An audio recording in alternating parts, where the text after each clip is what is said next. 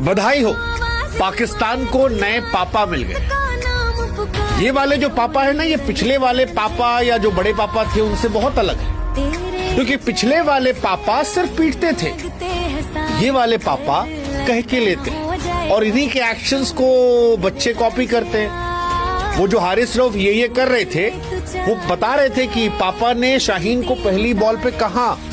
हाँ, ये वाले पापा कह के लेते हैं, ये वाले पापा रह के लेते हैं। सच कहें तो इन पापा के अंदर एक आर्ट है कि पाकिस्तान की लीग कैसे जाती है, कैसे पहले मारा जाता है, फिर गरियाया जाता है, फिर मारा जाता है और उसके बाद फिर गाली दिया जाता है।